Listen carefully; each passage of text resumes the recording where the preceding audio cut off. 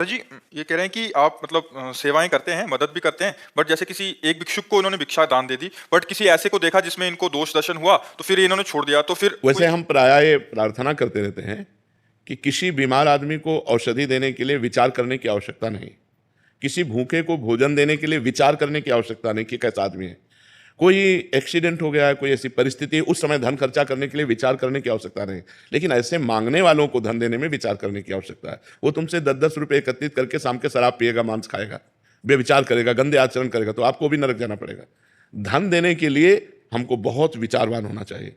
हमारे धन का प्रयोग कैसा होगा, इसलिए पात्र देखकर धन का दान किया जाता है। धन ऐसे नहीं कि बैठे हुए हैं बांट रहे, वो शाम के शराब पिएंगे, गंदे आचरण करेंगे, तो फिर वो हमारी दुर्गति हो जाएगी। भोजन हम किसी को भी दे सकते हैं, भोजन के लिए औषधि किसी को दे सकते हैं, सहयोग परिस्थिति के अनुसार हम कर सकते हैं। सर्दी में कोई कांप रहा है, हम अपनी शर्ट उतार कर उसे दे सकते हैं, हम अपना कंबल उसे दे सकते हैं। लेकिन पैसा देने का जब समय आवे तो विचार कर ले कि हम जहां पैसा दे रहे हैं, इस पैसे का हमारे सदुपयोग होगा कि नहीं होगा। अगर दुरुपयोग होगा तो फिर आप भी उसके साक्षी बने और आपको भी उसे भोगना पड़ेगा। जी, इसलिए बहुत समझ करके, बहुत संभल करके धन धन दान करे, तो बहुत संभल करके। महाराज जी कह रहे हैं कि जब भी कुछ अच्छा होता है, तो मन में विचार आता है कि चलो अच्छा काम किया, मेरे पाप धुल गए इन्होंने जैसे, तो ये ऐसा विचार करना ठीक? हाँ, ठीक है। भगवान की बड़ी कृपा, उसमें भगवान को जोड़ लो। भगवान की बड़ी कृपा हुई तो हमसे अच्छा कार्य करवाया, हमारे अमंगल नष्ट हो रहे हैं, हमारे पाप नष्ट हो रहे हैं, बड़ी कृपा है भगवान की। भगवान को जोड़ लो, अपने अहंकार को मत पुष्ट करो, भगवान की कृपा से वो कार्य हुआ, ऐसा भाव करें।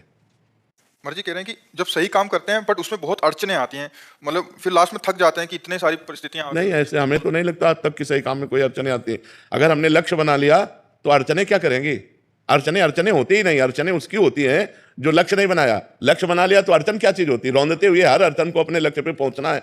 लक्ष्य बना लो, सही काम का लक्ष्य बना लो, फिर अड़चन क्या करेगी? अड़चन होती क्या है? हमारे मन की, समाज के द्वारा दी हुई प्रतिकूलता, हम उसको रौंद करके आगे बढ़ेंगे। यही तो हमारी परीक्षा है। सत्य मार्ग पर चलने वालों की जब अड़चनें आती हैं तो उनको और जोश आता है और वो अपने सत्य को प्रकाशित करते हुए चलते हैं। जैसे वीर होता है, जब उसको बाधा पहुंचाई जाती है तो उसमें और जोश आता है। कायर पुरुष होता है तो पीठ दिखा के भाग जाता है। तो अड़चनों से हमें हारना थोड़ी है, अड़चनों से हमें भिड़ना है, हमें संघर्ष करना है। हमें संघर्ष करने के लिए मानव जीवन मिला है और कोई भी ऐसा नहीं जिसको संघर्ष न करना पड़े। संघर्ष करके हम विपत्ति, दुख, अड़चनों को परास्त करें और भगवान तक पहुंचे। यही हमारे मानव जीवन का लक्ष्य है।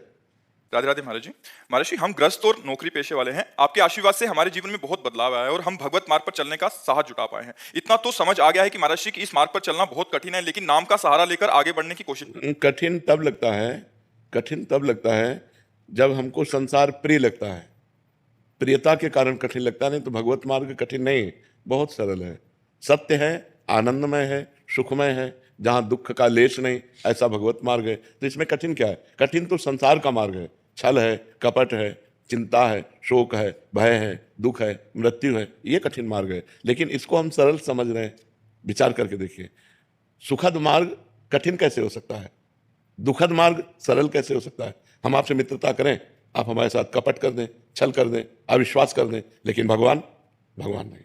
भगवान अमंगल नहीं कर सकते, मंगल भवन है। विश्वास करो, हर क्षण है, सर्वत्र है तो यहाँ भी है, सब समय है तो इस समय भी है, सब में है तो मेरे में भी है, सबके हैं तो मेरे भी है। इसलिए भगवान का मार्ग कठिन लगता है पर कठिन है नहीं। संसार का मार्ग सुखद लगता है पर बहुत कठिन है। आज तक संसार किसी के हाथ में नहीं आया। बड़े बड़े हो गए, सम्राट हो गए, राजा हो गए, किसी के हाथ नहीं आया। सब खाली हाथ गए कि नहीं गए? और जो सतमार्ग में चला, सतमार्ग उसके हाथ में आया।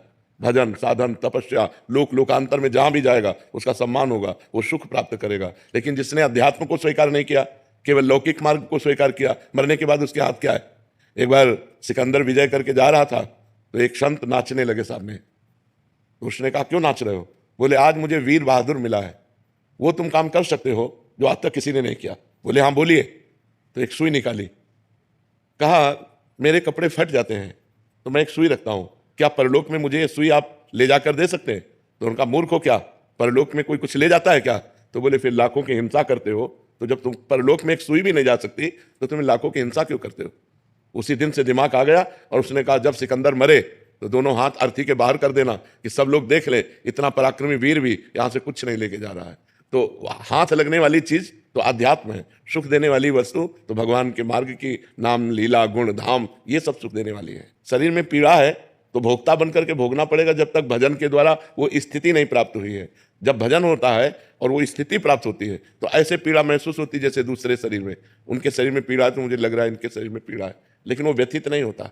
काम आ रहा है तो हमारे अंदर नहीं आ रहा, वो मन के अंदर आ रहा है, हम उसके दृष्टा है, उसको कंट्रोल कर सकते हैं। अभी हमारे अंदर आता है ना कि हम ये भावना कर पाते हैं कि मन में काम आ रहा है। अगर हम कुछ देखना चाहते हैं तो ये भाव नहीं आता कि मेरी नेत्रेंद्रिय देखना चाहती है, भावता मैं देखना चाहता हूं। बस ये जब तक मैं मन और इंद्रियों से जुड़ा है तब तक दृष्टा भाव नहीं सिद्ध हो सकता।